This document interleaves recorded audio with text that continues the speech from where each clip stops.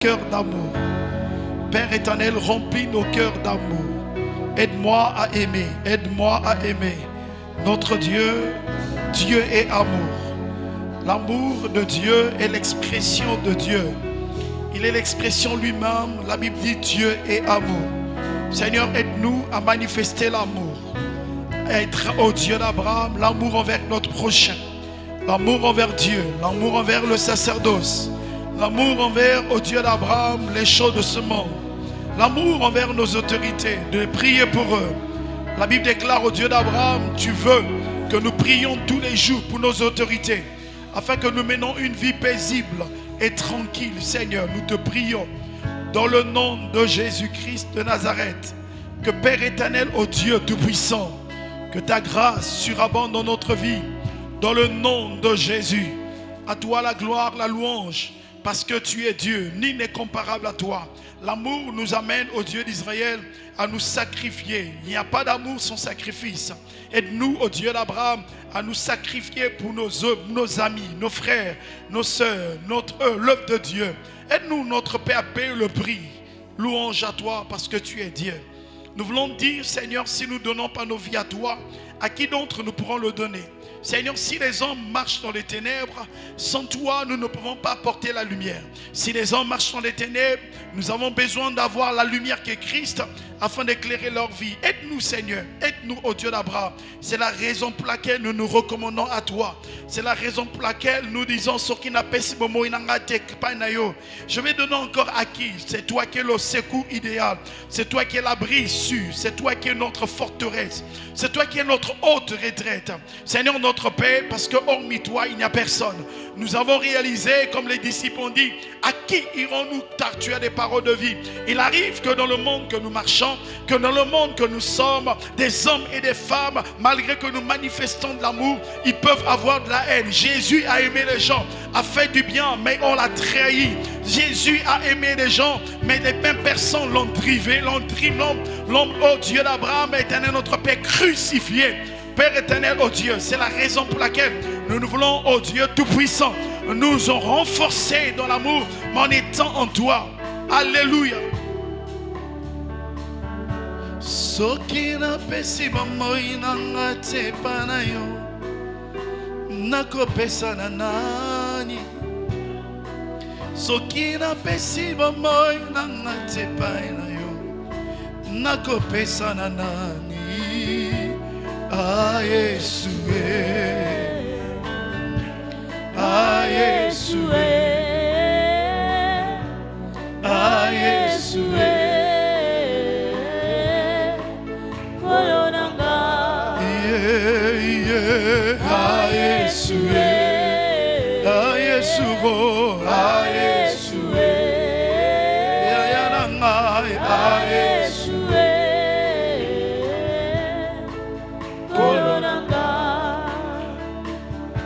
Sokina pesi bamoina ngate panayo nakopesa na nani.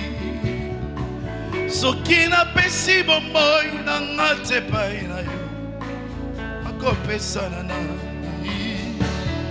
Ah Yesu, ah Yesu, ah Yesu, ah Yesu.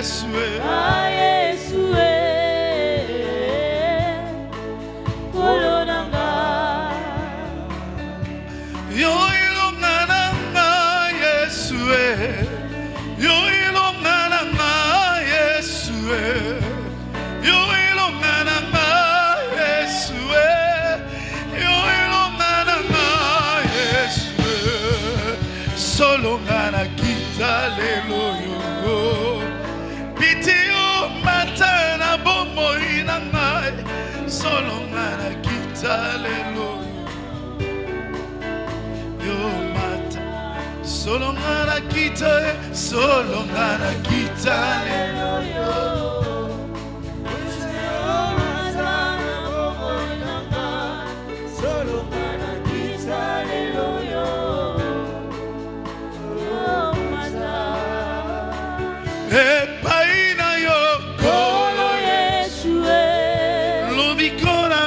Tango nyoso, epaina yo.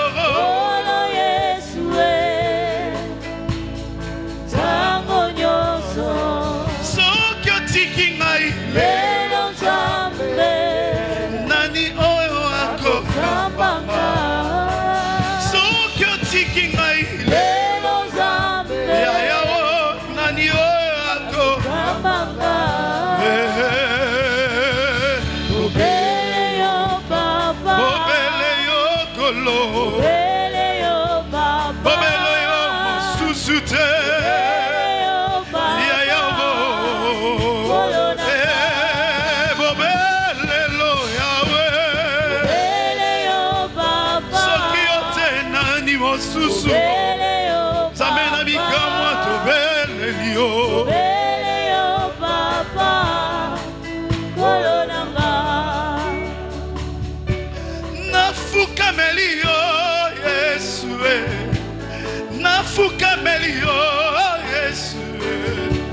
Nafukamelio Yesue, nafukamelio Yesue, solongana kitale, meteo matana bomo inangai, solongana kitale loyo.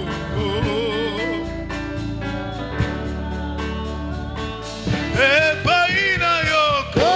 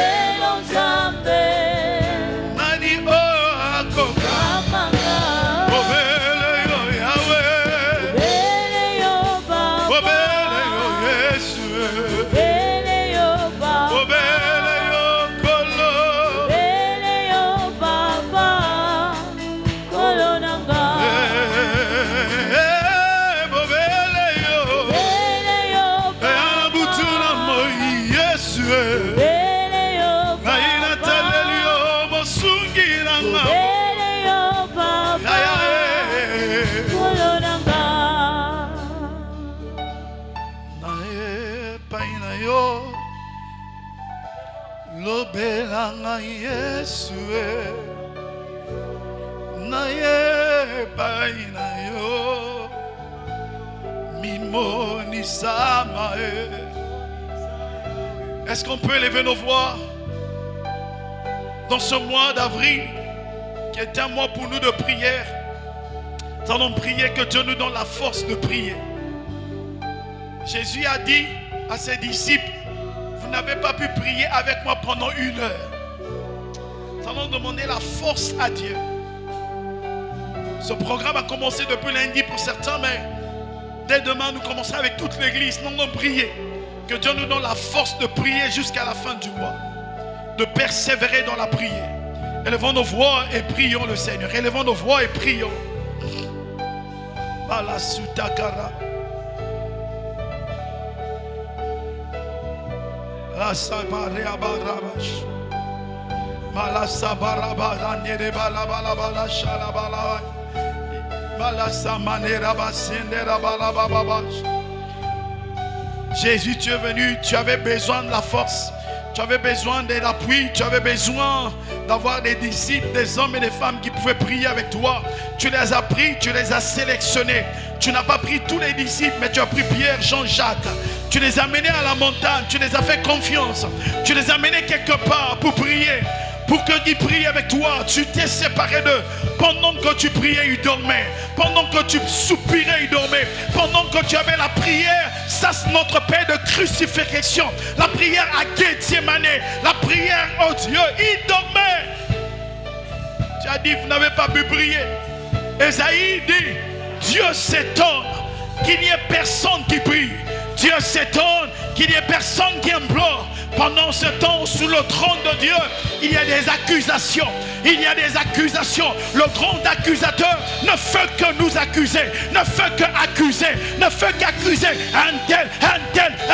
Satan nous accuse. Mais la Bible déclare, il est écrit, oh Dieu, nous avons un avocat qui ne cesse de prier. Il ne cesse de prier. Il a prié sur la terre. Mais lorsqu'il est monté au ciel, il intercède pour nous. Alléluia. La raison pour laquelle il a déposé en nous le Saint-Esprit qui ne cesse de nous remplir d'un esprit de prière. Alors reprends l'esprit de prière.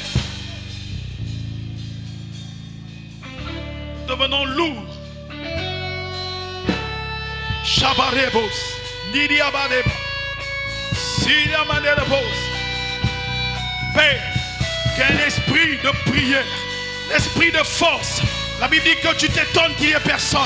Père, tu veux chercher un homme qui va se mettre à la brèche, une femme qui va se mettre à la brèche, une église qui va brûler. Les dons sont mauvais, les choses sont en train de se dessiner. La nation est en bouleversance, la nation est en effervescence. Mais le temps est arrivé de fléchir les genoux, d'implorer la grâce de Dieu. Makasupa kariabai, ribondobolo shirabarabai sintereba.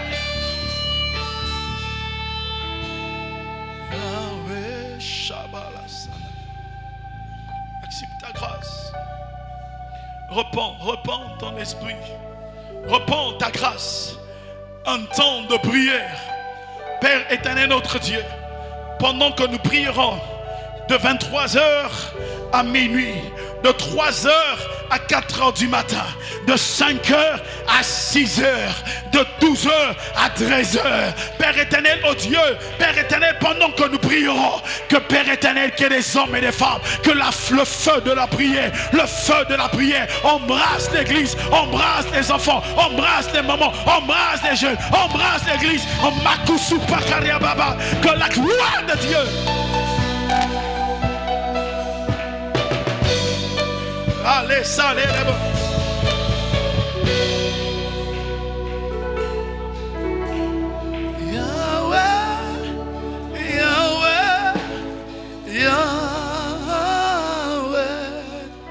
Yozali bolenanga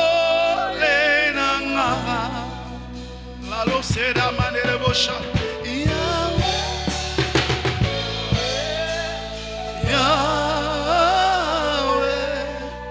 Yozali bolenanga Yema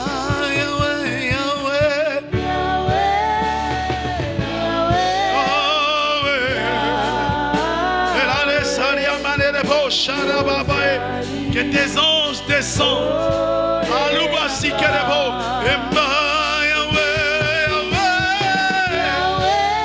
Merci pour ta présence. Merci pour ces anges. Alléluia. La supakaria manerebo. Sharabarebo banerebo.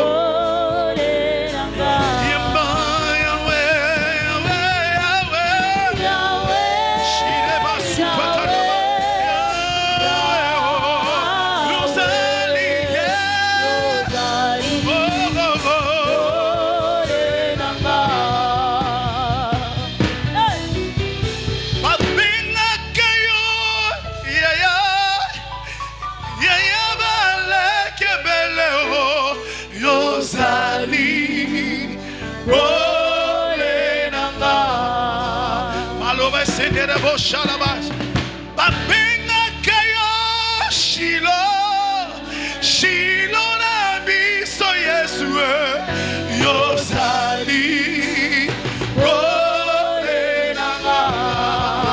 Lava Superbo Shaba, Babenga Kayo, Lipa Nabi, so Yesu Moye, Yosali.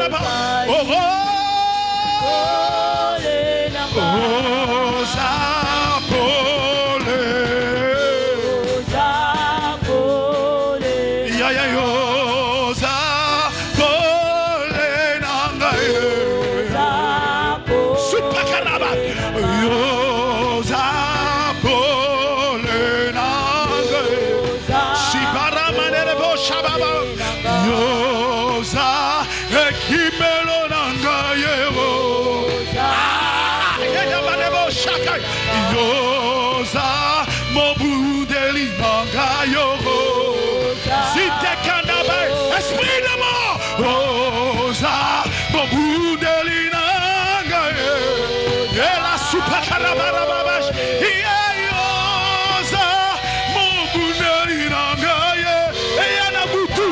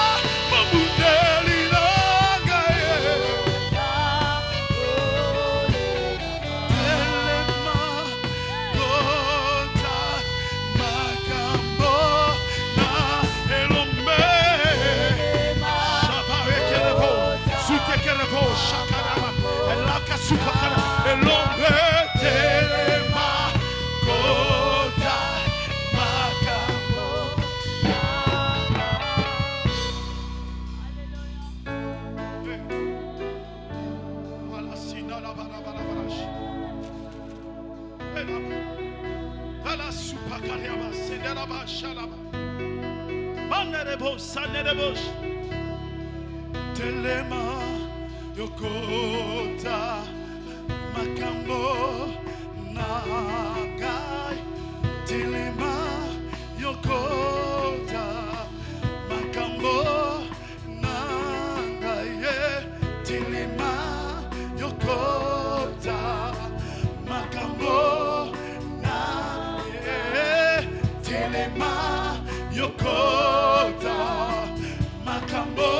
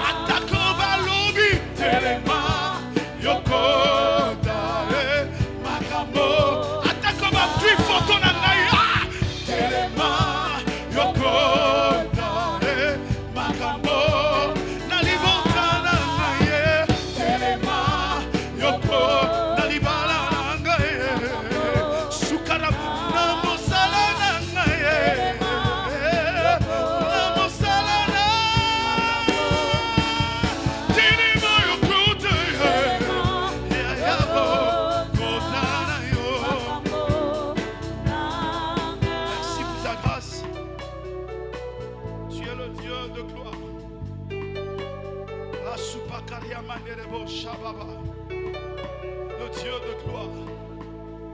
La soupa kariamane de bosh. Makobanga lususu et l'autre côté.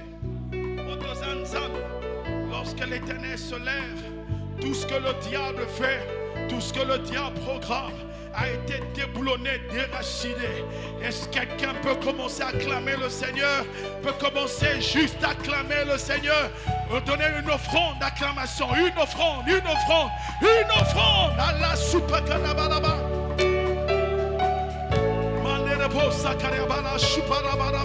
Une offrande d'acclamation, une offrande, une offrande, une offrande, une offrande, une offrande à la soupe karabaraba rebo. Shekelebo, Sanarabanebo, Satarababa, Ela Supercarabo, Shikelebo, Ramanelebo, Shakaraba. Nous disons tous Alléluia.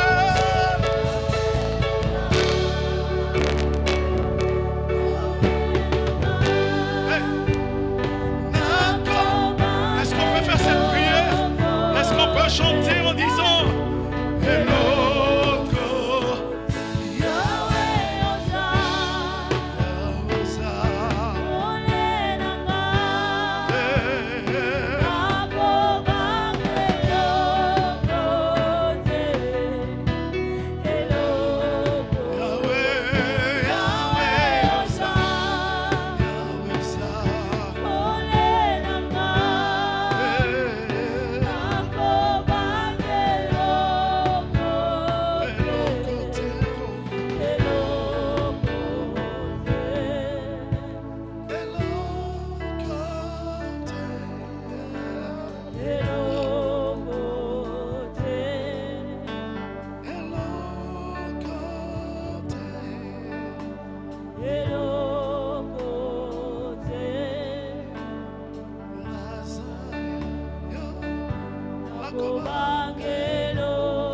Merci Seigneur pour ta grâce, merci pour ce soir, merci pour ta fidélité, merci pour tes anges. Je suis en train de voir les anges de Dieu. Seigneur, je bénis ta présence, je bénis ton amour. Masutaka, ne pleure plus. Ainsi parle l'Éternel, ne pleure plus. Le Dieu qui console les cœurs abattus est présent. Il est en train de consoler ton cœur. Alléluia. Il t'obtiendra, il te donnera la bénédiction. La miséricorde de Dieu sera ton salut ce soir. Voilà, Dieu est en train de faire déverser dans ta grâce une gloire particulière. Le Seigneur me dit, porte leve volento, car le roi de gloire fait son entrée. Je suis en train de déclarer que le roi de gloire fasse son entrée dans ta vie, qu'il fasse son entrée dans tes batailles, qu'il fasse son entrée dans tes défis, qu'il fasse ton entrée dans tes combats, qu'il fasse ton entrée dans tes problèmes, qu'il fasse son entrée. Longtemps tu as combattu avec tes mains, longtemps tu as combattu avec tes propres pensées, longtemps tu as combattu avec tes relations, longtemps tu as fait confiance à tes propres moyens, même pour la construction. Je suis en train de déclarer que le roi de gloire fasse son entrée, que le roi de gloire fasse son entrée, que le roi de gloire fasse son entrée. Il éclairera ta vie, il éclairera ta vie dans le nom de... Amen. Aide-moi à dire à ton frère de gauche, Dieu t'aime. Amen. Est-ce que pendant qu'on s'assied, est-ce qu'on peut acclamer le Seigneur? Est-ce qu'on peut mieux acclamer le Seigneur? Gloire à Dieu. Merci, on peut garder ce son. Amen. Que le Seigneur nous bénisse. Alléluia. Nous sommes au mois d'avril et nous sommes très heureux d'être avec vous ce soir. Amen. Alléluia. Alléluia. Gloire à Dieu. Alors ce soir, c'était une soirée des questions-réponses. Jusqu'à présent, je n'ai pas reçu de questions sur le grand thème que nous avons développé pendant 2 mois sur les exigences de l'alliance, sur la loyauté et la déloyauté. Amen.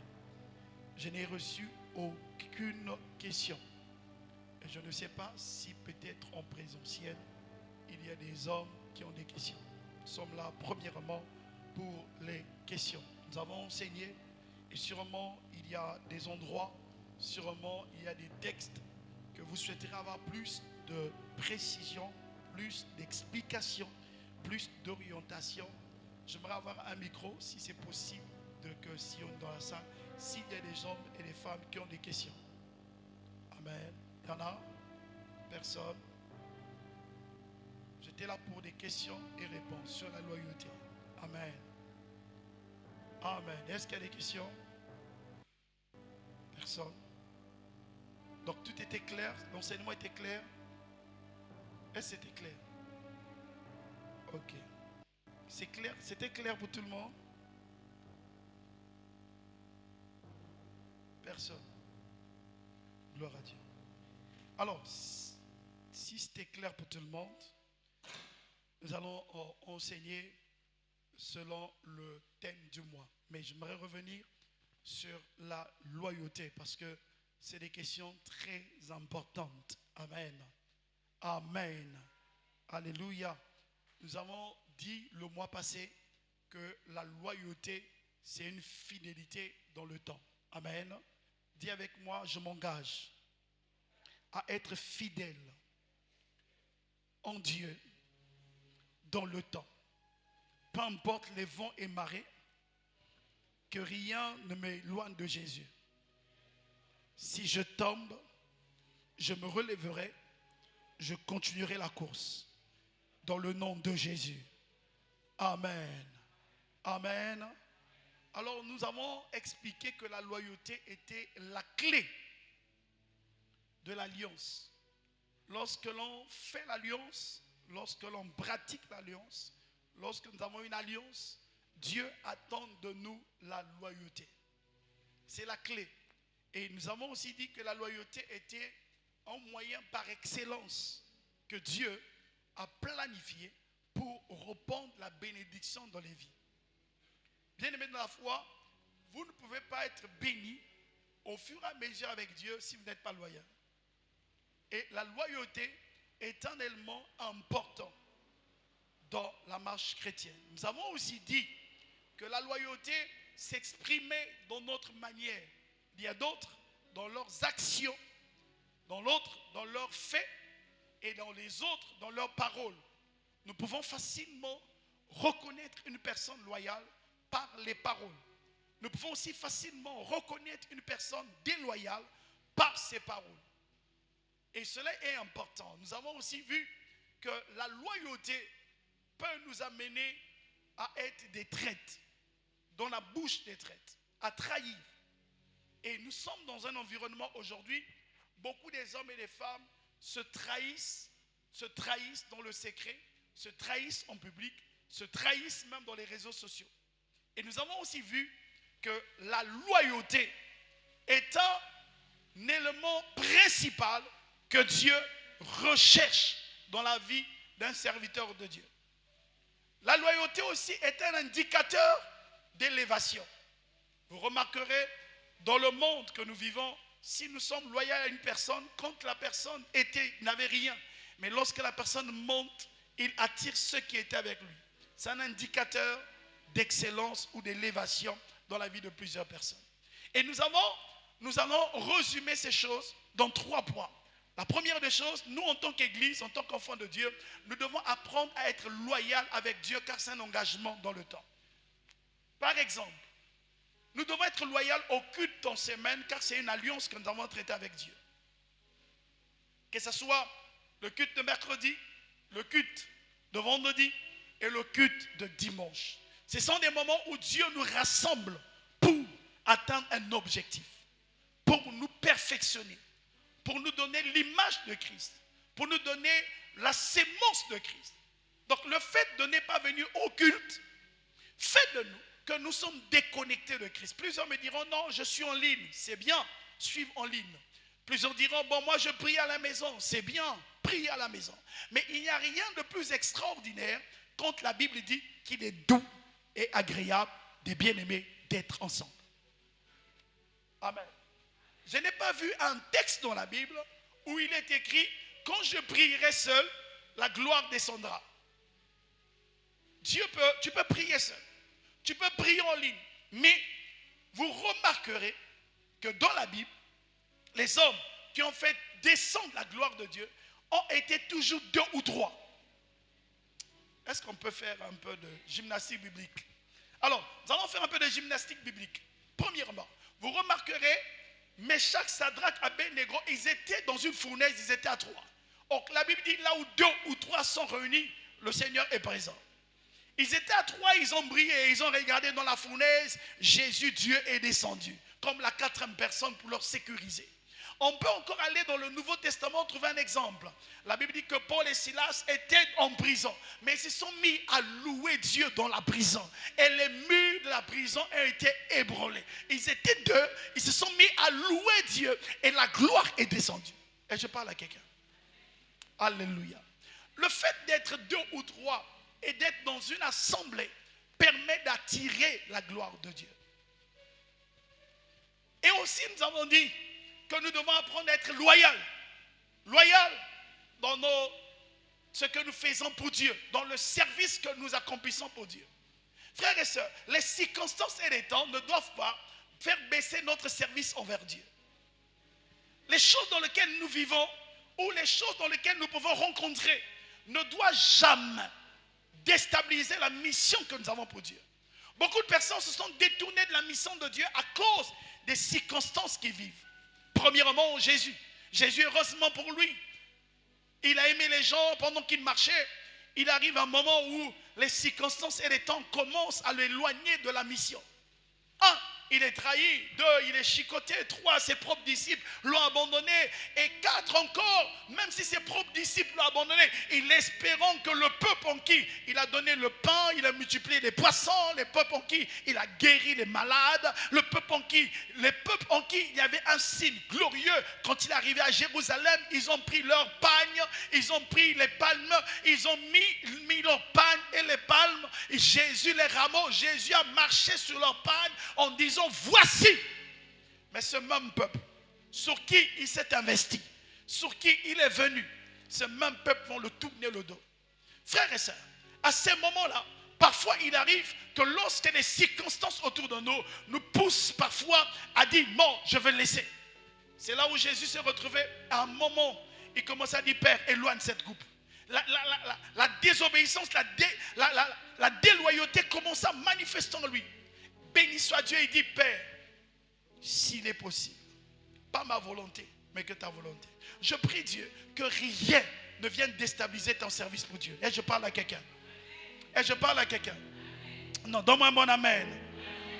Frères et sœurs, même si tu es dans le manque, même si les problèmes sont difficiles, même si le monde entier est tout contre toi, même si tu es malade, même si tu as des circonstances compliquées, mais rien, dis avec moi rien, ne doit m'éloigner de Dieu. Bien-aimé dans la foi, rien ne doit t'éloigner, rien ne doit te déstabiliser dans la marche avec le Seigneur. Rien. Et là, nous devons tous prier pour ça. Demeurer loyaux. Vous remarquerez des hommes et des femmes aujourd'hui, pour un rien, pour une situation, pour quoi que ce soit, nous quittons parfois la place où Dieu nous a positionnés. Parce qu'il y a une situation. Bien-aimé de la foi, si Jésus, j'en parlerai peut-être bientôt, si Jésus est venu en chair humaine, c'est pour nous aider à comprendre qu'on peut expérimenter la puissance de Dieu avec notre chair humaine. Il pouvait venir en tant que Dieu, mais il a commencé à zéro. Et pour nous dire, c'est possible. À l'exception qu'il était Dieu. Mais c'est possible. Là, je parle à quelqu'un. Amen. Nous avons parlé de la déloyauté. C'est possible de remarquer autour de nous des hommes et des femmes qui doivent être déloyaux. Nous avons aussi expliqué la déloyauté avec Dieu. Quand on s'éloigne de Dieu, comme a fait Aaron, il s'est éloigné de Dieu. Comme a fait Saül, il s'est éloigné de Dieu. Comme a fait Judas, il s'est éloigné de Dieu. Nous avons aussi vu que malgré cela, il y a le monde dans lequel nous vivons. Le monde qui nous environne nous impose un rythme de vie. Le monde dans lequel nous vivons nous impose un certain nombre de choses. Le monde dans lequel nous vivons nous impose un style de vie. Et souvent, nous devenons loyaux. Je prends un exemple. Tout le monde aujourd'hui, si tu leur dis, je vais avoir un meilleur téléphone, iPhone 50. Vous remarquerez, iPhone durera iPhone 10, iPhone 11, iPhone 15, jusqu'à iPhone 22. Et les personnes qui sont chroniques au monde, ils avaient iPhone 15. Non, ce n'est plus ça. Je prends iPhone 22. Après, frère, nous suivons le monde. C'est bien. Le train du monde va vite, oui. Mais est-ce que c'est salutaire? Est-ce que c'est salutaire? Il y a un niveau donné, il y a un moment donné, nous devons apprendre à dire non. Là, je parle à quelqu'un. Alléluia. À un moment donné, nous devons apprendre à dire non. Je suis en train de prier, Dieu est en train de m'enseigner beaucoup de choses pour le monde. Comme je l'ai défini, c'est ma définition. C'est la définition que Dieu m'a donnée. Quand j'ai défini le monde, c'est un mouvement qui oriente, le O oriente, le N, nation, d'entrer en enfer. Bien-aimés de la foi, le monde nous oriente à entrer dans l'enfer. Si on ne fait pas attention, nous irons en enfer. On peut venir à l'église, on peut avoir le monde de l'église, on peut avoir les rancunes, on peut avoir des cœurs qui ne sont pas convertis, des cœurs. Mes frères et sœurs, nous irons en enfer.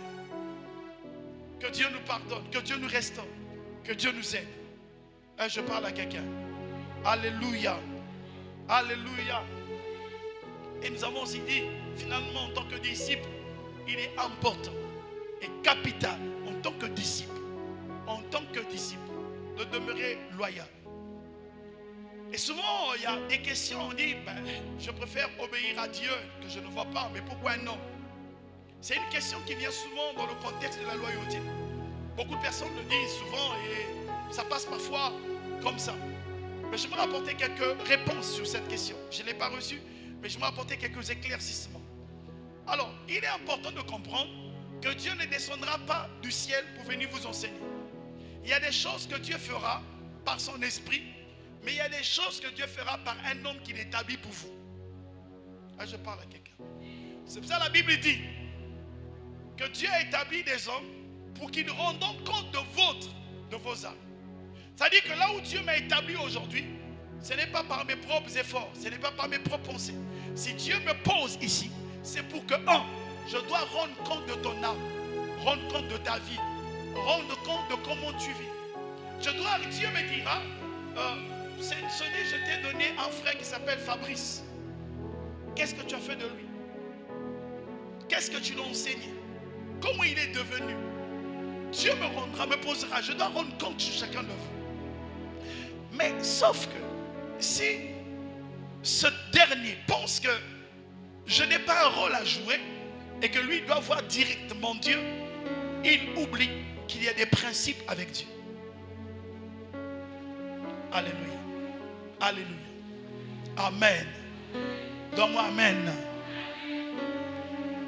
Donc la loyauté dans le temps. Je vais poser une autre question. Remarquez. Il y a un cantique qui est sorti récemment en Côte d'Ivoire où un chanteur a dit si le pasteur il prie pour toi, il prie, il chasse tes démons, mais quand tu as des problèmes, tu prends ta dîme, tu vas dans les orphelinats, tu donnes aux orphelinats. Et il dit encore dans le cantique, mais dans ce cas, quand tu donnes aux orphelins, quand tu auras des problèmes, quand tu auras des maris de nuit, quand tu auras des esprits, demande aux orphelins de chasser les démons. Est-ce que quelqu'un me saisit? Ça veut dire quoi? Ça veut simplement que dans la marche chrétienne, il y a des principes. Que ça ne te plaise ou pas, que ça ne me plaise ou pas, c'est des principes que Dieu a établis. Et quand Dieu établit un principe, nous en réalité, nous n'avons même pas besoin de dire à Dieu, je ne peux pas. Je n'ai pas besoin. Seigneur, je vais faire comme je veux. Et quand tu veux faire comme tu veux, tu deviens ce qu'on appelle le mot déloyal. Si Dieu dit, apportez dans ma maison des dîmes et des offrandes, que pour que la maison de Dieu ne manque pas, c'est aussi pour que nous puissions prendre soin à l'église, exemple les orphelins, les problèmes, toutes les charges de l'église. Frères et sœurs, le fait de ne pas l'apporter à l'église, tu commets aussi un péché, tu es déloyal. Amen. Et c'est clair. Donc, c'est dans les principes. Et nous avons vu la définition de la déloyauté, disons simplement, c'est quelqu'un qui n'obéit pas aux principes établis. Amen. Maintenant là c'est clair pour tout le monde. Si c'est clair pour toi, tu vas acclamer le Seigneur. Alors, peut-être quelqu'un est venu après qui avait une question. Qui a une question? Personne. Ok. Sachez-le que prochainement, quand nous faisons un culte de questions, c'est une opportunité de poser des questions qui sont floues pour qu'on nous explique. C'est en posant les questions que nous amenons la lumière de notre esprit. Et je parle à quelqu'un. Alléluia. Parce qu'il y a souvent beaucoup de choses. Et quand on prêche, et si on ne prend pas le temps d'expliquer, il y a des gens qui peuvent garder une information mal comprise, deviennent une bombe, devient un danger. Amen. Ok, gloire à Dieu. Donc ce mois-ci, je vais juste donner l'introduction et après on va prier. En ce mois-ci, nous allons parler sur les alliances dans le Nouveau Testament. Dis avec moi, les alliances dans l'Ancien Testament plutôt. Donc nous parlerons des alliances dans l'Ancien Testament. C'est-à-dire, nous allons aborder, commençant de Genèse jusqu'à Malachie, quelles sont les alliances qui ont été établies, quelles sont les alliances que Dieu a données, comment ces alliances ont fonctionné et quelles sont les leçons que nous devons tirer de ces alliances. N'oubliez pas que la parole de Dieu a été écrite pour notre instruction. Amen. Et je parle à quelqu'un. Donc, nous parlerons sur les alliances. Et aujourd'hui, comme je vais donner une introduction générale, dans cette introduction générale, j'aimerais restituer ou bien repositionner un certain nombre de choses dans les alliances. Nous avons dit que les alliances sont des contrats. Les alliances sont des contrats, un contrat avec quelqu'un, mais ici nous parlons d'alliance avec Dieu. Dans l'Ancien Testament, nous allons voir pas mal d'alliances, mais qui sont des alliances importantes dans la marche chrétienne. Mais avant de toucher les alliances, il est important de comprendre toute la Bible, comment la Bible a été divisée avant de comprendre les alliances. Amen. Je prends un exemple. Vous vous dites, je viens au Congo. C'est bien. Je viens au Congo. Mais la question, je vais aller au Congo, je vais atterrir dans quelle ville? Est-ce que quelqu'un me saisit? Si vous dites aujourd'hui, je vais en France, c'est une très bonne chose. C'est très très bonne chose. Mais la première question, vous allez à l'agence de voyage, je vais aller en France. On va vous dire, oui, vous allez en France, oui. Mais c'est à quel aéroport? Quelle ville? Je vais en France, je vais aller en Marseille. Effectivement, on va te donner un billet d'abord de Pointe-Noire, Paris et puis Marseille. Parce que ta destination finale est très importante. Amen. Alléluia. Et cela est très capital. Donc on ne peut pas scinder les alliances dans l'Ancien Testament sans présenter tout ce qui est dans la Bible qu'on appelle dispensation. Dis avec moi, dispensation. La Bible nous présente 7 dispensations. La Bible nous parle de 7 dispensations que vous aurez le temps d'aller méditer. Dans les 7 dispensations de la Bible, la première dispensation, c'est ce que la Bible nous présente comme la dispensation de l'ignorance, de l'innocence. Dis avec moi, l'innocence. Pour ceux qui font N3, ils en ont vu, ou N2. Donc la dispensation de l'innocence, ou on pourrait dire la dispensation de la liberté. Dans cette dispensation, nous sommes dans le livre de Genèse, chapitre 1er, verset 28. Dans Genèse 1er, verset 28, où Dieu crée l'homme, il le positionne dans le jardin d'Éden. C'est ça la première dispensation. Ici, l'homme n'a pas encore péché, il est innocent. C'est la première dispensation. Deuxième dispensation, ça commence à partir de Genèse chapitre 3, Genèse chapitre 9, Genèse chapitre 8 et Genèse chapitre 14.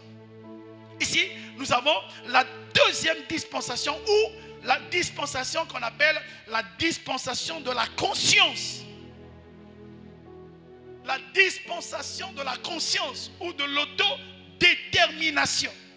La dispensation de la conscience ou de l'autodétermination. C'est-à-dire, ici, la Bible déclare dans Genèse 1, et Dieu place Adam et Ève, il dit, vous ne mangerez pas le fruit. On en parlera tout à l'heure. Mais dans cette dispensation, ils marchaient, ils étaient pour eux nus, ils n'étaient pas conscients. Il n'y avait rien, il y avait la gloire de Dieu. Mais lorsqu'ils vont pécher, dans Genèse chapitre 3, trompés par le serpent, la Bible dit que les deux tombèrent. Ils reconnurent qu'ils étaient nus et ils ont eu peur. Est-ce que quelqu'un me saisit? Amen. Donc c'est la deuxième dispensation de la Bible où l'homme commence maintenant à voir. C'est là où on entre en action le péché. Le péché entre et là nous pouvons aller jusqu'à Genèse 14. Ici on voit Genèse 8. On voit comment dans Genèse 6, Genèse 6, la Bible dit que Dieu va se repentir d'avoir créé l'homme. Il va envoyer le déluge. Il veut enlever tout l'homme parce qu'il y avait tellement de péché. Il va garder Noé et une portion de personnes. Donc nous sommes ici dans la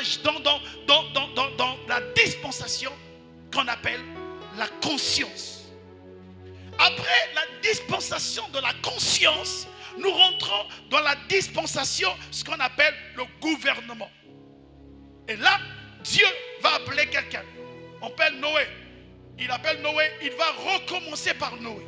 Dans Genèse 8, à partir du verset 12, il va commencer à recommencer avec Noé. Donc Noé, toute la terre est vide, mais qu'il y a Noé, et seulement avec sa famille. Et quand ils vont sortir de l'arche, ils vont commencer à se reproduire. Et donc ils vont commencer à remettre, pour ne pas dire redonner l'espoir à la nation. Et je parle à quelqu'un. Amen. Et c'est clair pour tout le monde. Et là nous sommes dans Genèse 8 jusqu'au Genèse 10. Jusqu'au Genèse 10, pour ne pas dire Genèse 11. Nous sommes dans la dispensation du gouvernement. Et là, c'est Dieu lui-même, il a reproduit, ils vont se reproduire.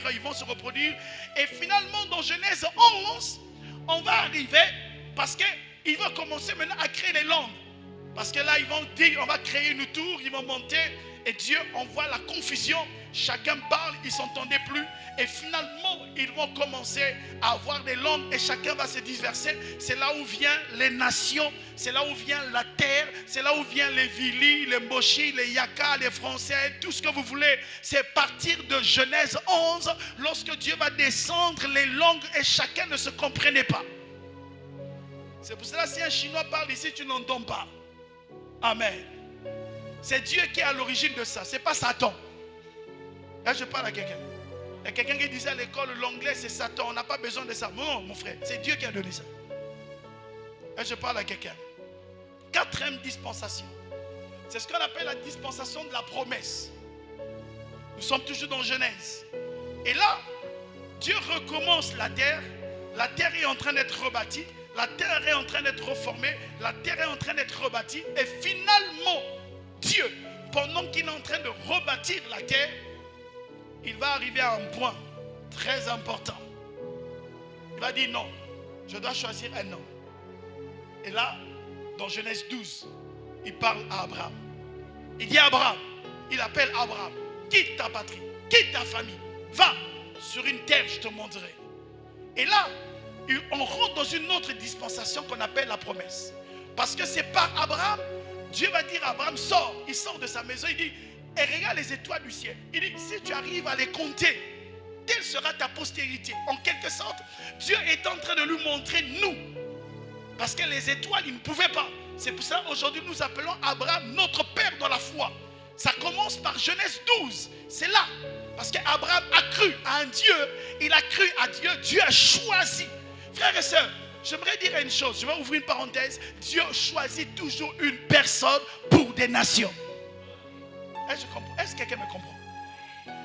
Dieu pouvait choisir n'importe qui, mais il a pris Abraham. C'est par Abraham qu'on a pu avoir Isaac. C'est par Isaac on peut avoir Jacob. Par Jacob, on se retrouve avec les enfants. Joseph est vendu en Égypte.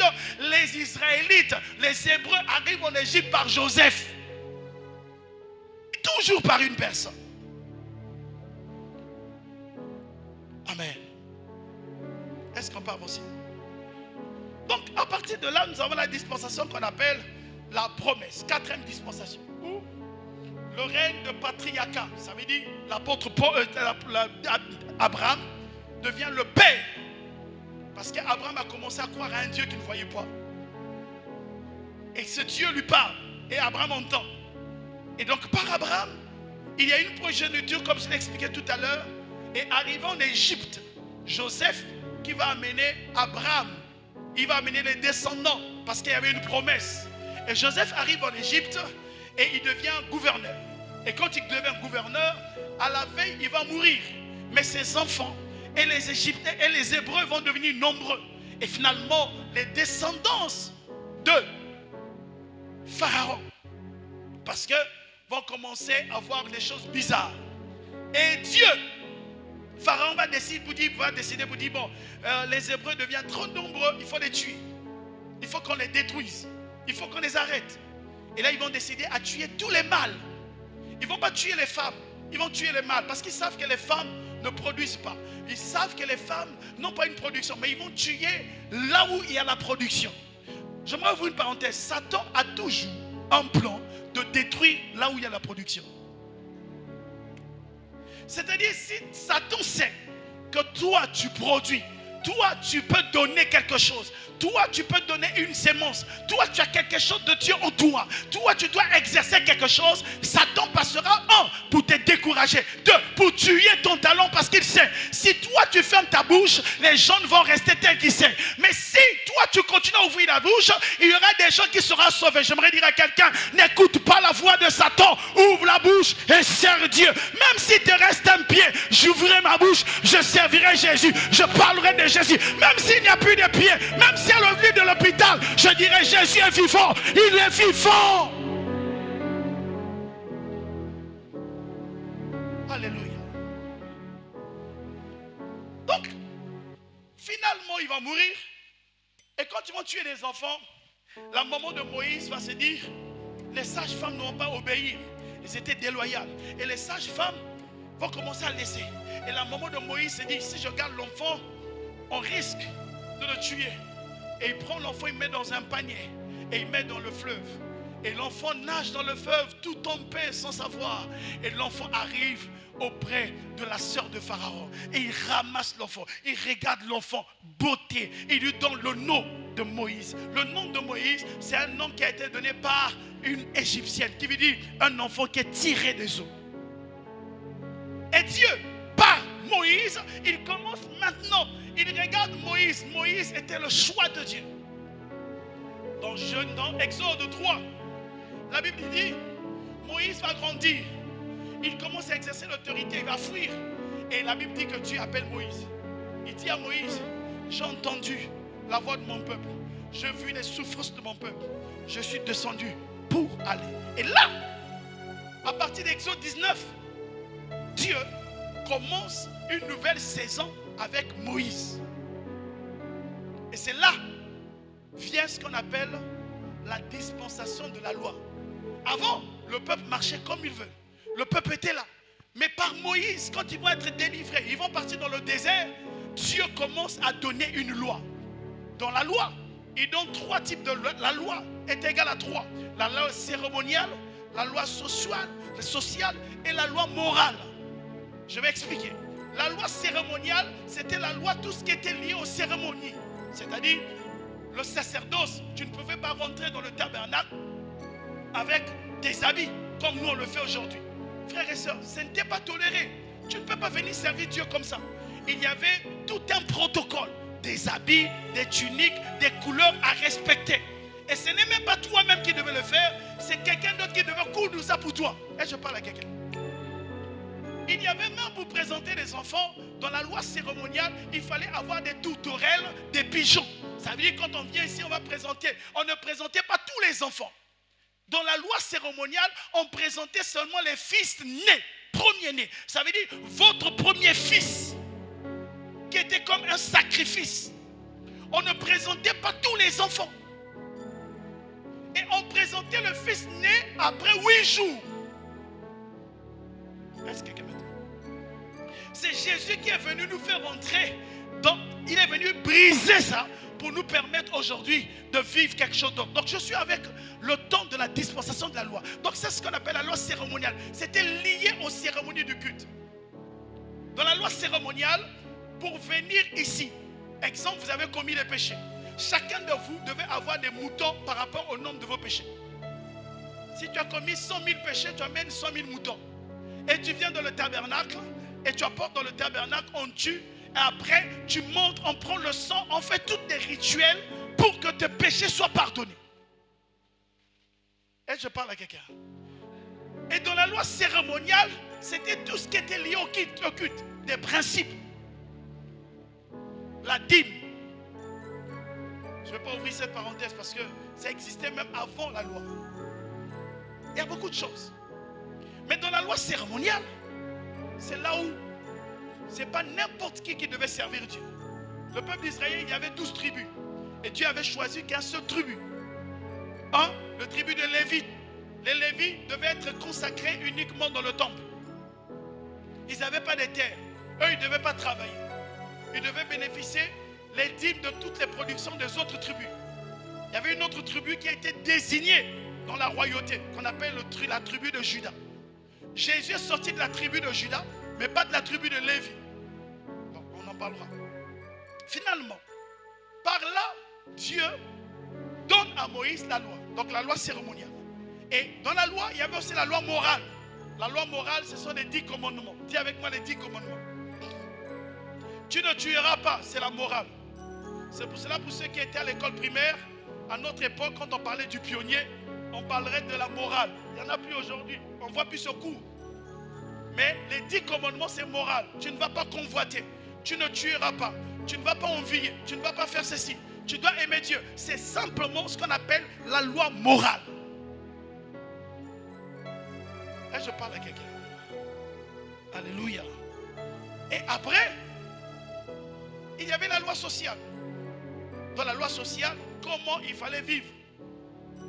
C'est là où vous remarquerez, tout le livre de Lévitique parle de la loi sociale. Celui qui venait de l'étranger, quand il venait, qu'est-ce qu'il ne fallait pas faire? Dans la loi sociale, on ne peut pas faire ceci. Il y a même dans Lévitique 18, on parle des choses qui consignent simplement la loi sociale. Comment vivre en société. Et donc ça, c'était la loi. Mais la Bible dit, Jésus est venu accomplir la loi. C'est pour cela que toi et moi, nous nous sommes plus soumis à porter des tuniques pour venir servir Dieu. Nous qui étions étrangers, Jésus nous a récupérés pour rentrer dans le royaume. Donc, par là, la loi vient par Moïse. Nous sommes dans la 4e, la 5e dispensation de la Bible. Et la loi va prendre du temps.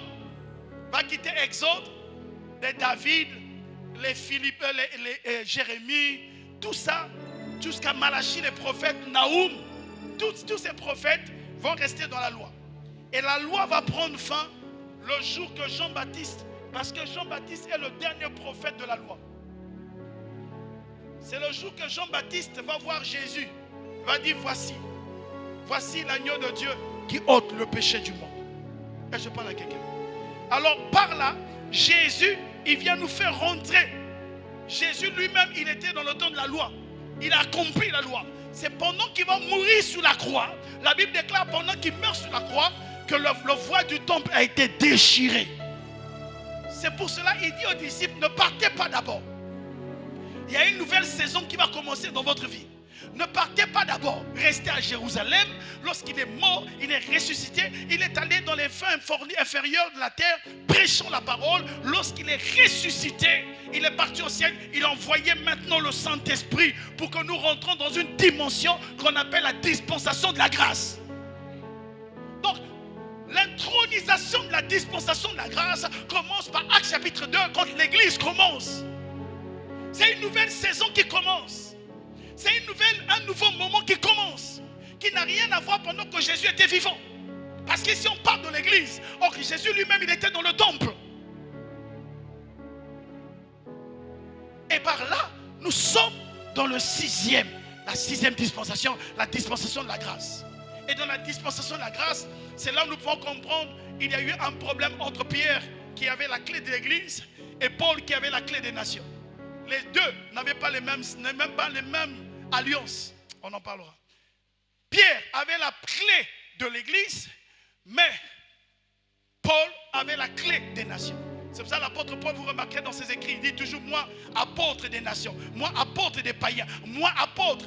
Et il y a eu un problème parmi la première conférence dans la Bible parle de problème entre Pierre et Paul sur la circoncision. Parce que les temps ont été changés. La circoncision, il fallait couper pour servir Dieu. Mais Paul dit non, la révélation que j'ai reçue de Dieu, ce n'est pas pour couper, mais c'est la circoncision du cœur. Est-ce que quelqu'un me saisit? C'est pour ça que l'apôtre Paul, il va plus vers les Romains, il va plus vers l'Europe, il va vers la Grèce, il commence à prêcher aux nations. Et là, nous sommes dans le 6e. Et donc, toi et moi aujourd'hui, nous sommes dans la dispensation de la grâce. Mais cette dispensation va finir et nous allons rentrer tous dans la dispensation du royaume. À partir de l'Apocalypse 20, le premier verset jusqu'au verset 10, là nous rentrons dans la dispensation du royaume qu'on appelle la dispensation du repos, qu'on appelle le millénium, ou pour ne pas dire aussi déjà le ciel. Parce que la Bible dit, Jésus viendra, il va se manifester au montagne des Oliviers, il va enlever l'église va monter au ciel. Lorsque l'église va monter, nous allons passer 1000 ans avec lui, nous allons rentrer dans le repos de Dieu. Et ça c'est la 7e dispensation. Lorsque nous rentrons dans le repos, nous allons revenir après 1000 ans. Il y aura tellement de chrétiens qui vont rater l'enlèvement, vont commencer à payer leur vie spirituelle par leurs propres efforts. Or, pendant le temps de la grâce, le salut ne dépend pas de tes efforts, mais dépend de la foi que tu as avec Dieu. Mais après le temps de la grâce, dans le temps où l'église est enlevée, le salut sera appelé par tes œuvres. C'est pendant ce temps-là, il y aura des gens, la marque de la bête sera tellement assise. Si tu ne veux pas, oh non, je ne veux pas, on va te couper ta tête. Tu acceptes. Ça veut dire que tu vas vivre, tu vas vouloir vivre le salut par tes œuvres. Mais aujourd'hui, nous avons encore le temps de la grâce. On peut commettre un péché. On dit Seigneur, pardonne-moi. On se relève, on marche. Mais après là, il n'y aura plus de pardon. Ça sera homme pour homme, Dieu pour Dieu. Homme pour homme, homme. Ça veut dire que ça sera des problèmes compliqués. Il faut qu'on enseigne sur ça. La destinée finale. Après l'église, nous allons venir sur la terre. Nous allons venir régner avec Jésus. Parce qu'on va aller célébrer notre mariage. On vient sur la terre, on vient régner avec Jésus. Et Satan sera fermé. Et après, on va commencer à juger les nations. Et là, nous sommes dans la dernière dispensation. Donc, la Bible que vous voyez parle de cette dispensation. Donc, toi et moi, aujourd'hui, nous sommes déjà dans la 6e dispensation. Mais on ne peut pas arriver à la 6e dispensation sans comprendre les alliances qui ont été faites depuis la première dispensation. Est-ce que quelqu'un me saisit? Donc, ma mission pendant ce mois-ci, c'est de te faire plonger dans une histoire des alliances afin que tu commences à découvrir quelles sont les clés qui peuvent t'aider aujourd'hui à les mettre en pratique, à vivre la gloire de Dieu ouverte. Et je parle à quelqu'un. Pour finir ce soir, nous avons 2 types d'alliances dans la Bible. Première, ce qu'on appelle les alliances conditionnelles. Dis avec moi les alliances conditionnelles. Quand on dit alliance conditionnelle, c'est une alliance qui est conditionnée par quelque chose. Est-ce que quelqu'un me saisit? Et je parle à quelqu'un. C'est des types d'alliances que vous allez trouver dans la Bible. Dans toute la Bible, il y a des alliances qu'on appelle des alliances conditionnelles. C'est conditionné par quelque chose. Je prends l'exemple, Jésus dit, si tu ne ôtes pas, tu ne peux pas être mon disciple. Il y a une condition. Si tu ne fais pas ceci, je ne ferai pas. Il y a une condition. Dans beaucoup d'alliances dans la Bible, on retrouve des alliances conditionnelles. Ça veut dire qui exigent un principe, qui exigent un mouvement, qui exigent un engagement de ta personne. Alléluia. Deuxième type. Des alliances inconditionnelles. C'est-à-dire, c'est une alliance qui ne te demande pas des conditions. La Bible dit, ces alliances, c'est une grâce que Dieu te fait. Il n'y a pas une condition. Si tu crois au Jésus, tu seras. Mais il y a d'autres alliances qui nécessitent des conditions. Alléluia. Alléluia. Alléluia. Alors, rapidement, je vais énumérer une alliance et après on va prier. Cette alliance est une alliance conditionnelle. Cette alliance se passe dans le jardin d'Éden. C'est ce qu'on appelle l'alliance en Éden. Dis avec moi l'alliance en Éden. Je ne parle pas d'alliance avec Adam. Faites attention. Avec Adam, il y avait une alliance. Mais en Éden, il y avait une alliance. Le mot Éden qui veut simplement dire plaisir, bonheur. Éden. Bonheur, plaisir. Mais en Éden, Dieu bâtit, il crée Éden. Il fait alimenter Éden par 4 fleuves. On va parler là, les 4 évangiles. Mais dans Éden, il met dans Éden 2 fruits, 2 arbres. Dans Éden, il met l'arbre du bien, du mal. Il met l'arbre de vie. Dans Éden, était le séjour, c'est bon, mais il y a des conditions. L'alliance en Éden est une alliance conditionnelle. Je vis en Éden, je suis là, mais je ne dois pas toucher. Est-ce que je parle à quelqu'un? Éden, c'est comme l'église. Éden, c'est comme un lieu où on va retrouver le plaisir, le bonheur, mais il y a une condition. Éden, c'est comme le mariage, car tout est né par là. Mon frère et soeur, tu ne peux pas rentrer dans le mariage si tu ne remplis pas les conditions. L'alliance en Éden, c'est une alliance de plaisir, de bonheur, de grâce. Une alliance d'être heureux, de se retrouver quelque part là où il y a tout est bien. Mais il y a une condition. L'alliance en Éden, c'est là où Dieu te met, il dit cultive et garde. Il a tout disposé pour toi. Il t'amène, cultive et garde. Mais il y a une condition. L'alliance d'Éden, c'est comme l'alliance de servir Dieu. Jésus est venu sur la terre, mais il y a une condition. Combien sommes-nous, nous voulons être en Éden, dans un lieu de plaisir, dans un lieu béni. Oh Seigneur Dieu, l'onction, mais on oublie qu'il y a des conditions. Nous voulons être dans un milieu d'Éden où il y a l'onction, je suis pasteur, je suis bishop, je suis rakabakal, coco. Mais on oublie qu'il y a des conditions.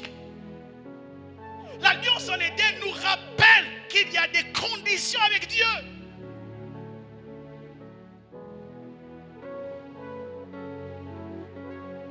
Que Dieu nous bénisse. On va s'arrêter là, on va prier. Dis avec moi que le Seigneur nous aide à comprendre les conditions. Quelqu'un était béni. Si tu étais béni, tu as te levé, on va prier.